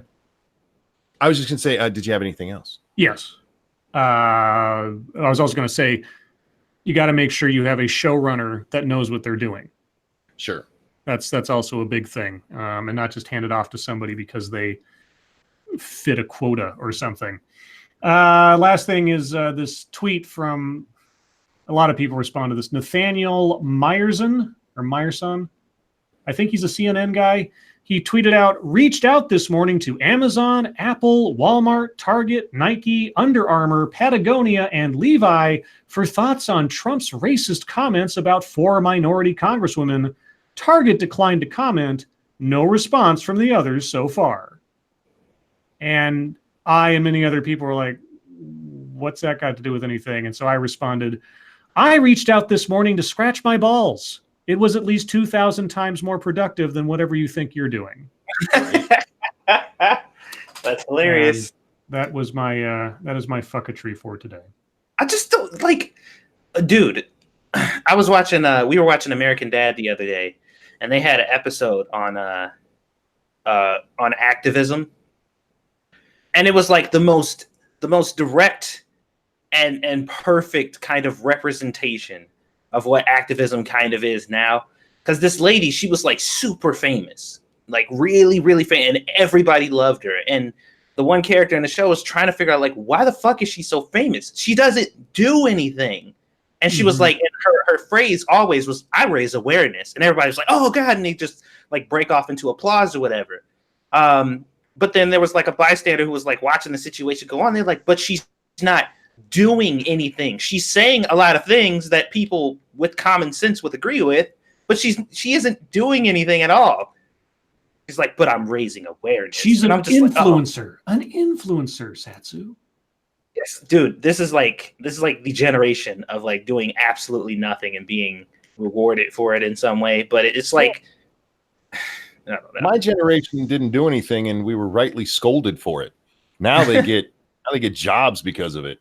Yeah, I wish I could fall or stumble upon a situation where I got paid ridiculous amounts of money just for relaying things and retweeting stuff. That'd be great. Yeah, just getting mad at a thing that happened somewhere and then saying that you are mad about said thing. And people are like, wow, what a hero. If only I was a successful YouTuber. Oh, wait. I'm not. But that's what I'm doing. Never mind. My first one comes from the land down under. Woman won a national award. Oh. She's a college student. Oh, my God. For inventing the anti-man-spreading chair. Oh, yeah. As well as the female spreading chair. Oh, well, I've got one of the... Oh, wait. Never mind. I don't have much to say on this. Just that's the world we live in. Here, so let me break it down for everybody. She created a chair for men to stop manspreading, and it makes them close their legs because taking up that space is a problem. Like doing that, sitting with your legs open is an asshole thing to do. Full stop. No matter who does it. And then she made a chair for women to sit with their legs open on purpose to do the very thing that she wants men to stop doing. And I'm just like, can I hit this bitch with one of these chairs? She won a national award for this, y'all. Okay. Whose national? I mean, what national award was it again? Nothing I've found has told me. Was it the Woman's Award that the other lady made up for herself? Could have been. But yeah, this was from the University of Brighton. So not very bright. It forces men's legs together, so you squish your balls. But ladies, you can finally air out that twat. There's a great thing about the ladies' chair. In order to force their legs apart, there's this little triangle right at the front where they sit down, which points right to their vagina. So it's like, oh, you want me to look at that, huh? Huh. Anyhow, yeah, I saw so many stupid things tonight. Hang on. I'm looking. Let's see. Next up, we had. God damn it! There we go. Kyle Kalinske says something stupid today, because he often does. He said, "I've noticed corporate media really badgers candidates when they say they're for Medicare for all. If they were really doing their job and looking at objective facts, they would badger every candidate who isn't for it."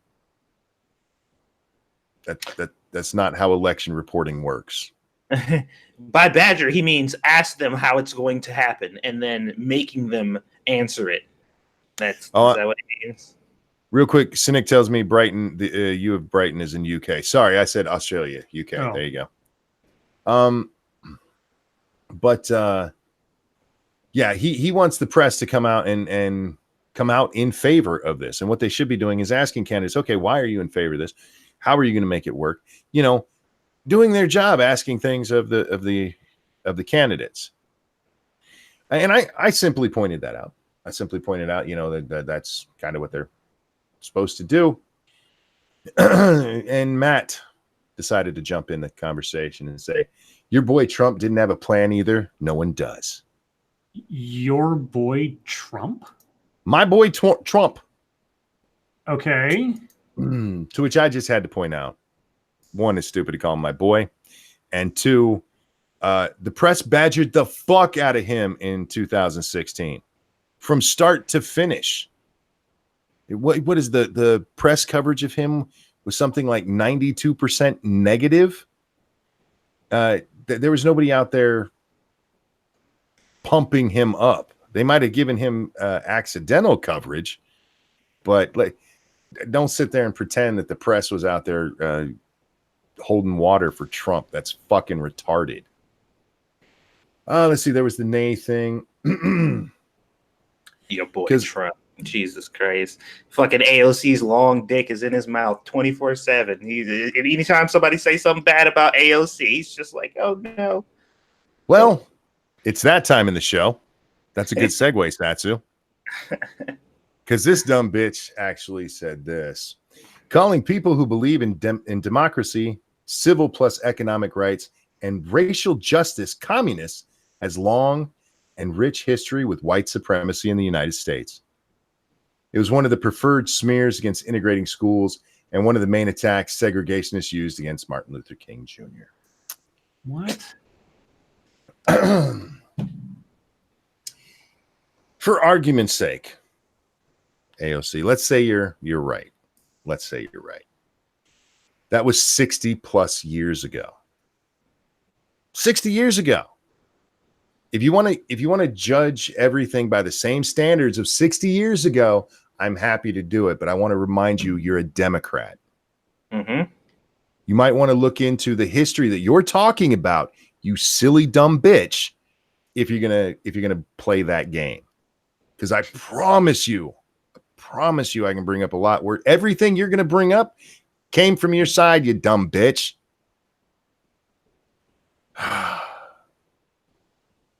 Communism is just bad.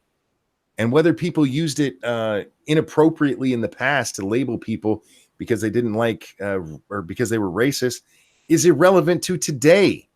You silly cunt. This is why I have trouble not saying the F word, man. Uh-huh. Well, it's true. I have trouble not saying the F word. Now, about the title of this stream. We haven't talked about this yet. And I have other things, but I think we'll finish here. Donald Trump today was getting off Air Force. No, not Air Force. Yeah, what is it? What's a Marine One? That's what it is. The helicopter. And he's either getting off of it or getting on. I can't tell because the video is really short. It's a 20-second clip from Now This. And somebody asks him about Ilhan Omar marrying her brother. Now, I can't actually hear the question, but he actually says in his response, "You're asking me about this, so I'm answering." And now this is what Trump just brought up a far-right conspiracy theory that Representative Ilhan Omar married her brother. There is no basis to this wild accusation. Well, except there's a ton of evidence for it. I was reading through. Crowder did a good thread in response to this that points out a lot of it. Which, by the way, the main newspaper there in Minneapolis, they've actually started picking this up because there's questions that don't have answers, like why her ex-husband is calling her children his nieces, and she referred to her ex-husband as the best uncle.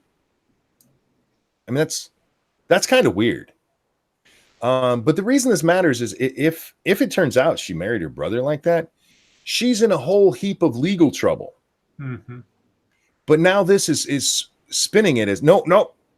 Donald Trump brought this up. He brought up this far right. No, he didn't. He was asked about it. He was asked about it and gave his response, which was that he doesn't know and he's sure people are looking into it. But that's what he'd heard. So it really makes me wonder if Ilhan is going to pull a Elizabeth Warren here, and since Trump brought it up, try to respond, which would be interesting. Do they have that quote in there from Trump? Since you brought it up, I'll answer it. Yeah, they because I believe they even had. I don't. Hang on, I'm pulling it up real quick. Do they? Yeah, there we go. This is the tweet that has their video in it, and it has fucking subtitles in it. I mean, there's actually fucking subtitles. Oh, so they're like, yeah, our viewers are too stupid. They're not going to actually read this article. They're going to read the headline and then they're going to spread this around the world. Like, they're too dumb to fucking actually pay attention to the facts anyway. So he literally we'll put it says in there, but who cares? He literally says this. It's on their screen. They type this. Somebody typed this shit out. You're asking me a question about it, but he brought it up. So, just our press being fair and balanced there. And now this, I mean, come on, they're not really a fair and balanced thing, but that's going to be the thing. Really. Trump is bringing it up. Trump did it. No, he didn't. This has been around for quite a while, and there's really good reasons people are asking these questions. There's a lot of. Go ahead. Just pay attention to the media, guys. Pay attention to the media coverage and how many people run with the "he brought it up" story. Yeah, that's what it's going to be. It's going to be him floating and did you catch a far right conspiracy theory? Mm-hmm. It can't just be a right conspiracy anymore. You ever notice that? Nothing is just right wing anymore. It's far right. I don't know who all these far right people are, but man, they got a lot of power. They got a lot of fucking power. There is here's a I'm going to throw this into chat for you guys. If you want to learn more about Ilhan Omar's connections to possibly marrying her brother, there's a really good news story about it right there. But there's also a story that I saw while we were doing the news. It's from our favorite moron at CNN, Chris Cillizza. Chris Cillizza. Why Trump so badly wants 2020 to be all about socialism. Trump wants it to be about socialism. Right. Because it's an easy fight to win. Not the socialists. Trump wants it to be. Okay, cool. All right. This is not by accident. And numbers surfaced by Pew this week make very clear why the socialism push is on hot and heavy. The answer? The Republican base hates socialism. Yeah, that's why. You know why he wants it? He wants it to be about socialism because all he has to do as you have your democratic socialists up there is hold up pictures from Venezuela. Hold up news headlines about how they ran out of dogs to eat. That's why, and you have people like Bernie and Miss Cortez out there pushing socialism, pushing it. Now, wait, they're democratic socialists, but they're still pushing fucking socialism, and socialism is not popular in this country. It's not popular with the right. It's not popular with the center, and it is questionably popular on the left. Most leftists don't want socialism bullshit here. Yeah, and what they keep forgetting, the primary thing for all of these socialist agendas to even function is the extreme raising of taxes. And I'm like, you don't win with that ever. It don't matter what side you're on. Like, I'm going to raise your taxes unbelievably fucking high. Like that's just not a position you're going to win on regardless of where you stand from my experience. So, but yeah, that's all I had. Well, like I said, there's a little bit more. You guys can follow me on Twitter and see the other kind of shit I got into today. It was a lot of fun. But it's your time. Questions, comments, concerns, throw them in the chat now, and we'll do our best to pay attention to what you say and address it. Remember, we can get quite long-winded, so if we don't get to your question, we're not ignoring you. It's just we like to talk. It's why we have a talk show. Why are you judging us? Anyhow. But if it makes you feel better to think we're ignoring you, then do what you want. Yeah, so Monkey, will you be invading comic book curation tonight? I don't know. I haven't been invited, and I don't have a comic ready to pitch to the boys. I mean, I'll probably be in the chat for at least a little while. How is the upcoming Lion King movie considered live action if most of it's animated? Most of it's not animated, unless you're talking about their mouth movements. The lines and stuff in there are real. That's where it comes from. A lot of the sets will be animated as well, the same way they did with the Jungle Book. But like if you've seen the Jungle Book, which was one of the ones that kicked all this off, yeah, they used bears and shit in there. Connor, thank you. For those who grew up playing the NES, the Nintendo Entertainment System, what are some underrated games that you feel are worth playing? On the NES? Oh, wow. My two favorite games. Well, I had four favorite games on the NES. The original Mario Brothers, Super Mario Brothers.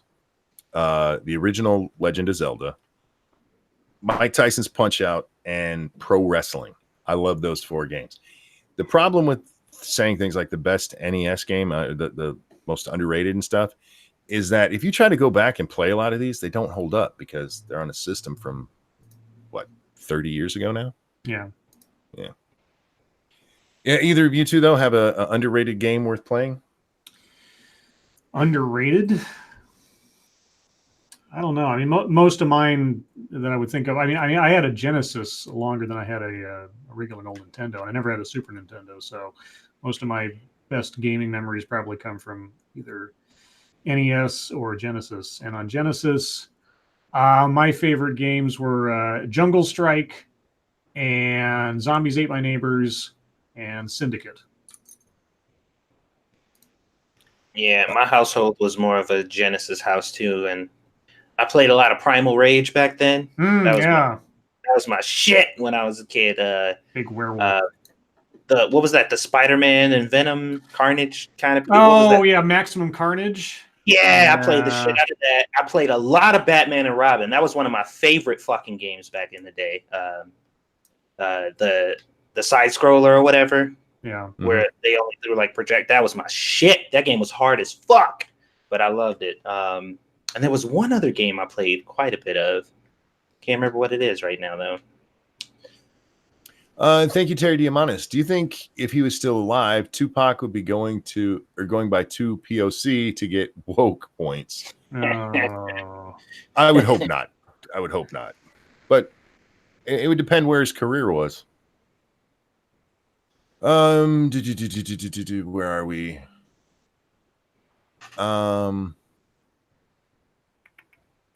Are Lords of the Knights and Minions of the Zoo connected with each other?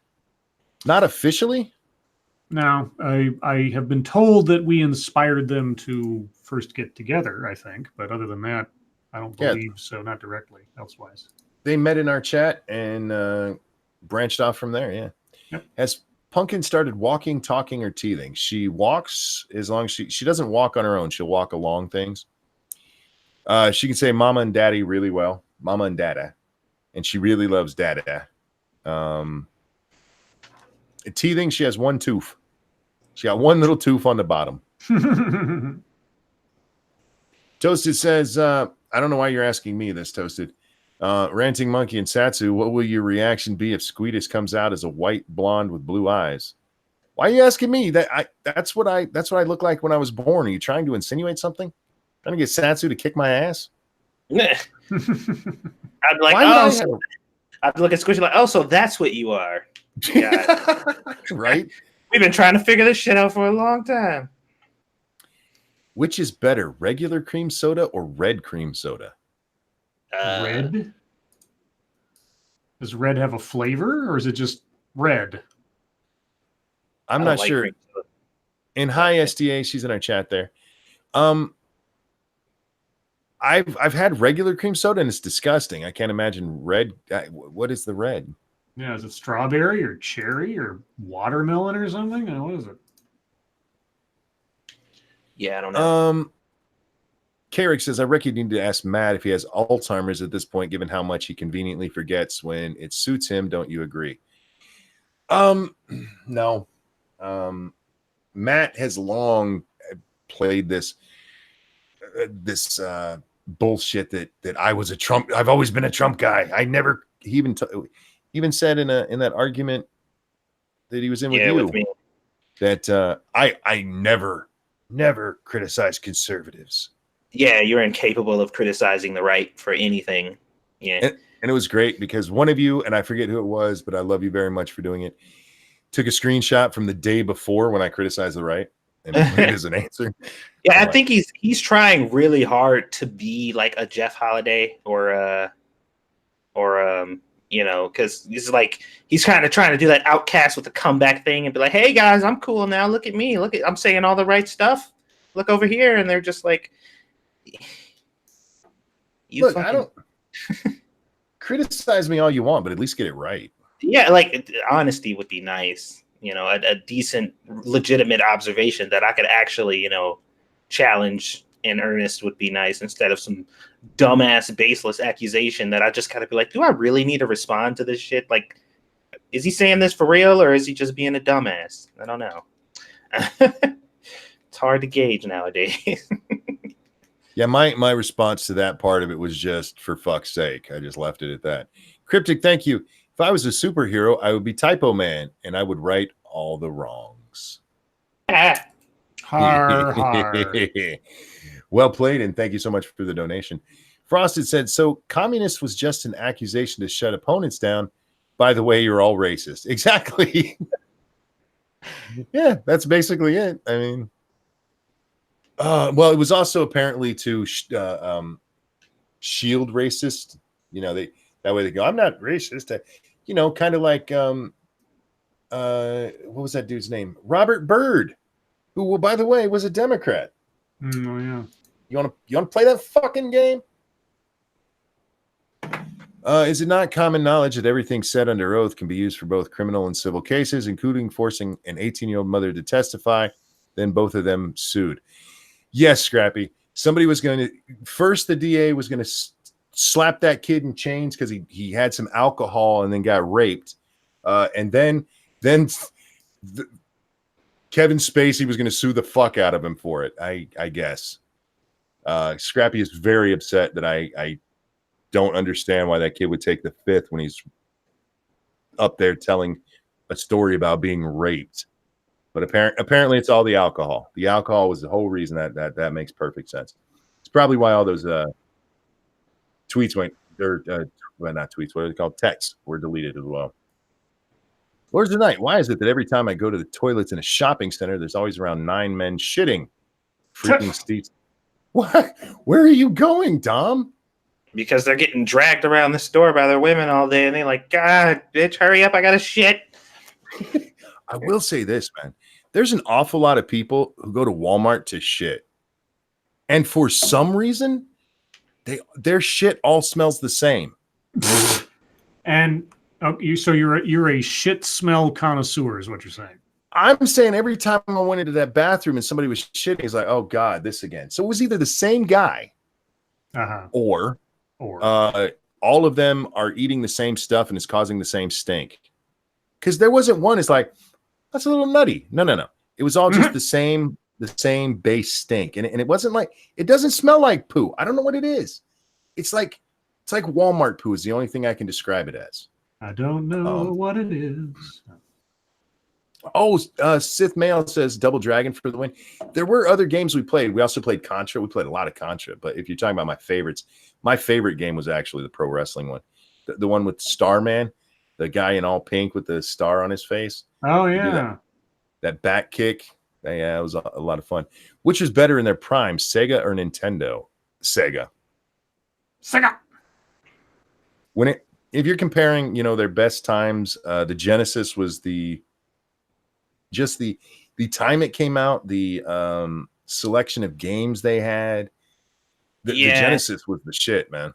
Well, Nintendo kind of stuck within their own confines or whatever, but at the time, I think Sega had their hands on a lot more licenses at the time. So there was like shit coming from everywhere back then. I would argue that Nintendo might be in their prime now with the Switch. That is taken off. Dude, the Switch is like the best fucking console selling right now, and I am so in love with this fucking thing, dude. It is probably one of the best investments I've ever made. I love my Switch. And if you compare that to, say, the Genesis at its prime, which I still think is Sega's best entry. I don't know. The Switch maybe gets it because they have the handheld thing. Oh yeah, they've successfully combined a console with a handheld. That's fucking amazing. And it's functional both ways. I mean, it has the little analog stick issue or whatever, but and that was like a small little thing that was going on in the community for a while when they announced, because they just announced a smaller, cheaper Switch that doesn't, like, the controllers don't disconnect. It's just like one whole unit. Yeah. And people are like, oh, why did they make this? I already have a Switch. And it's just like, oh, well, they need to just fucking throw it away then. Only person on the planet who needs to fucking purchase this thing.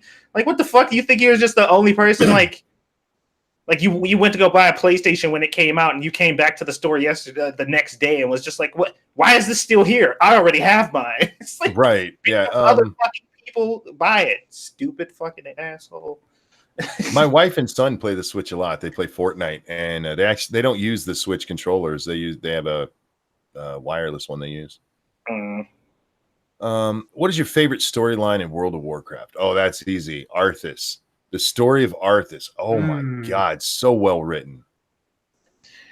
Dude, this just passed an expansion for Final Fantasy. The Shadowbringers was one of the best that they have put out in a long fucking time. I was pumped at the end of this shit. They did a really good job. The story of Arthas is so good because it's a guy who's trying to do the right thing, and that drags him down this hole of utter evil. And then at the end, they don't give him a redemption, which that is such a cliche they do in all of these fucking story arcs when that kind of thing happens. He has no redemption, and it was like, fuck. It was just so well done, so well done. Plus everything that led him to where oh man, it was. Oh God, chat jumped. I'm sorry, guys, and you guys have been very active as you always are, and I appreciate that. I don't know if I tell you that enough. Best audience on the internet. Lords of the Night. I'm not a gamer, but what was the first game you fell in love with? Mine was Pitfall on Atari 2600. Oh, fell in love with. I love my Atari. We played the shit out of that, and Pitfall was probably I don't know. I played pole position more than Pitfall, but I love Pitfall because of the Indiana Jones kind of themey to it. But first game I fell in love with, Zelda, the original Legend of Zelda. If we're talking about games that I just like have a really sentimental connection to and don't mind playing again from time to time, it'd probably be either it kind of a split between Vampire the Masquerade Redemption and the first Knights of the Old Republic. Satsu? For me, the first, I guess, franchise that I can think of that I was like madly in love with, because I played it for like 9 years straight, was SOCOM back in the day. That was my shit. I really, obviously, you guys know, since I started playing Monster Hunter, that is my one true love. So, and then there was something else that I was thinking of that I used to play so much back in the day. But no, we'll stick with Monster Hunter and SOCOM. SOCOM first, though. SOCOM was the game that I like.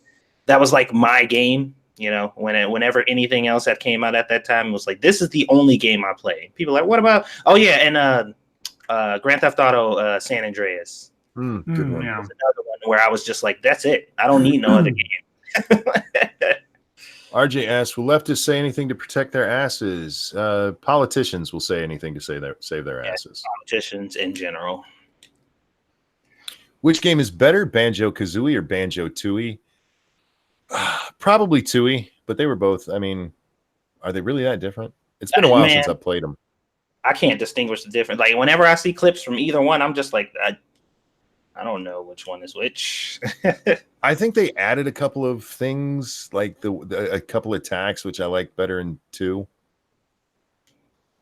Disturbing Zen asks, who is the one that coined the term news entertainer on Monkey in the Morning? That was Polydub.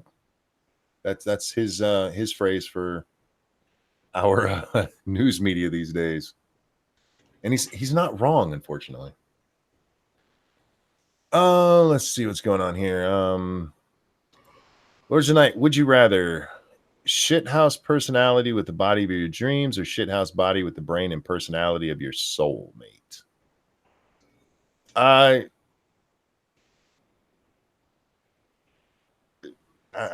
got to go with the horrible body. I mean, you can still fuck a fat, ugly bitch. I guess if I had to choose, but I don't know that either one would be fully attractive to me because, you know, my sexuality is an important part of my makeup. And if I'm not sexually attracted to you, I'd love to have you as a friend, but not necessarily as a partner.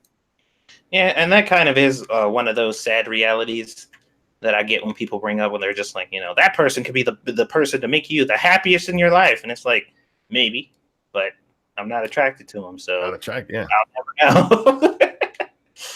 I'm sorry. And think of it this way, guys. It's very much the same, you know, with the argument about trans people. I'm not attracted to anyone with a dick. It doesn't mean they're a bad person.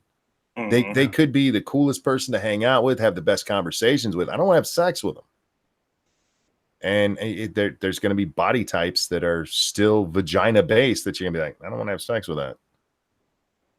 I wouldn't want to have sex with Tess Holiday. Well, the thing that always confuses me though is they'll try to trick you and be like, well, if you saw a trans person or a woman who you thought was attractive and you know you hit on them and then you found out they had a dick, you are attracted to that person. You just don't like that part about them. And I'm like, yeah, if I find a sexy bitch who's like a fucking model and I'm talking to her and she whips out a cigarette, I'm like, oh, you fucked it up. Right. Like, you know, yeah, that's how it works. Sometimes you find out things beyond just that attraction that is unattractive about that person. Yes, you look nice, but you got a penis. So no, thank you. Jim Beam tells us red cream soda is in Faygo Rock and Rye. That shit is disgusting. Oh, no thanks. I know a lot of people love it, but that is gross. Lords of the Night, where would you go in a zombie apocalypse? I would find an abandoned aircraft carrier, nuclear aircraft carrier. Got power for days, and then I only got to find food. I just got to plant my crops on the deck. Safe. Sam's Club. Sam's Club. You're gonna get eaten, man. That's the first place the zombies are gonna go. Nah, man. I'll go there and I'm literally make like a fucking in the air shanty town out of fucking big ass fucking. He's gonna build on the roof with a stairway up. Harbo says, so what do you think about people calling tonight's Trump rally the most racist in history? Because when he spoke of Omar, crowds chanted, "Send her back." One, you have to be a complete moron when it comes to history to say something like that.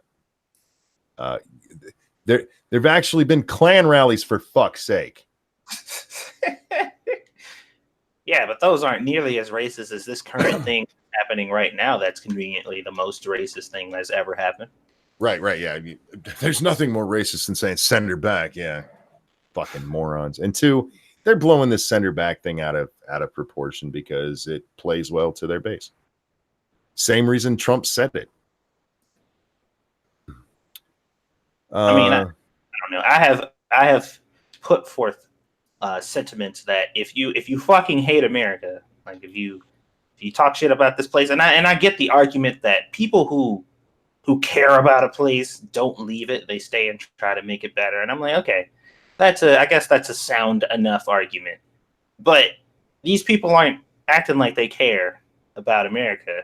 They're saying, fuck this place. This place is a shithole. It's terrible. It's horrible for all these groups of people. And there are so many other better places out there. It's like, well, we'll go there.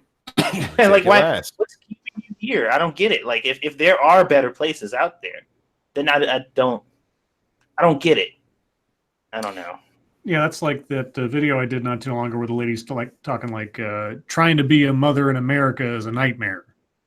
And she starts, extolling the virtues of socialism and how capitalism's evil and everything else. And I was like, okay, well, you're an American citizen.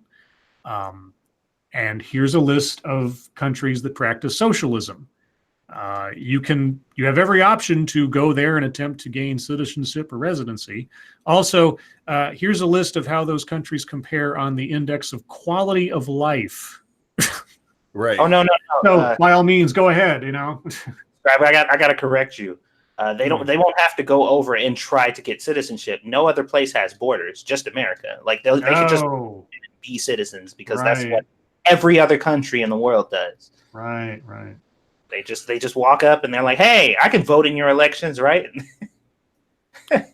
Lady Gopher says, Lurking Gopher is upset because they turned off his internet at work. So no Lords of the Night, Monkey in the Morning, and 7 Days to Die. Oh, tell him I'm upset for him. Fuck those guys. How dare they?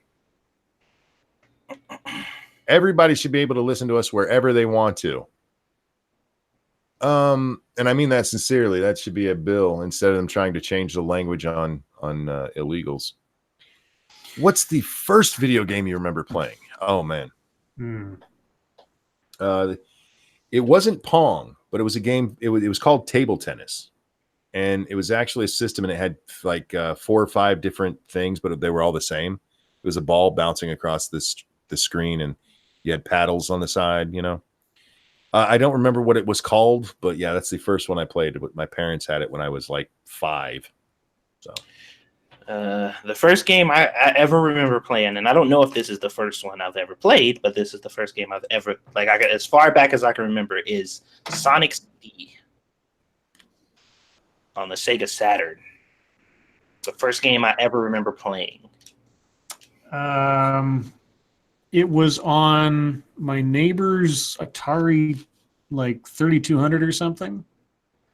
And it was a tank game. I don't remember what it was called. I'm sure somebody out there who's more proficient in these things than I am will know, but it was some kind of tank game. It might have been Combat or something. I don't know. I know what you're talking about, and I can't remember it. Yeah.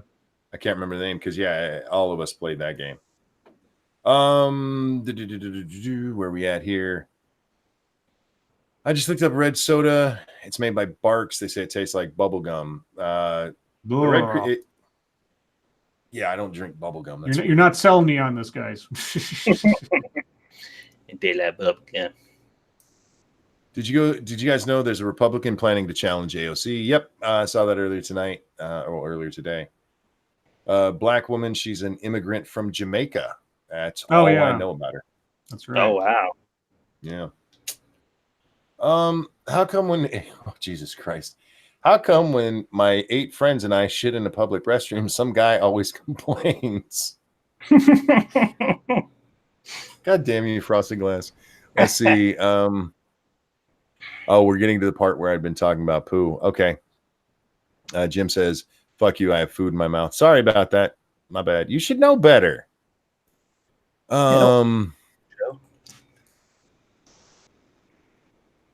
Let's see. Monkey, today was worse. There was a definite hangover shit going on. You know, that real piercing, tangy stench that saves you money on haircuts? Damn. Don't go in those bathrooms, man. That can't be healthy for you. That's another word. Oh, man. Wow. Fuck. There's a ton of stuff I'm not even going to be able close to get to. I'm reading them, guys. I'm going in order. So, favorite board game, Monopoly. Gentlemen? Probably Monopoly, yeah.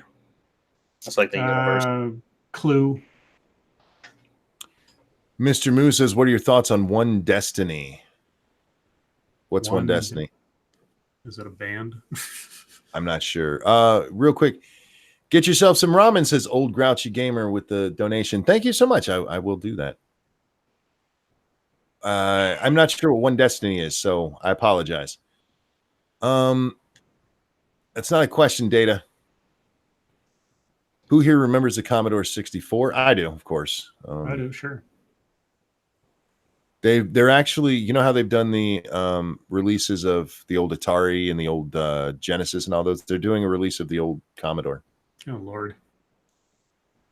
Which brand has the best ice cream? For my money, Breyers.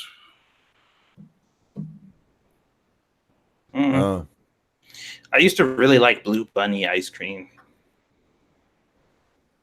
Scribbles? What brand of ice cream? Yeah. I don't really have a favorite brand. There was usually just sort of like, well, I remember as a kid just being happy about my dad would get that sort of store brand, just block of vanilla ice cream and some Hershey's chocolate syrup, and just that. I mean, it's simple as it was. I always loved that the most.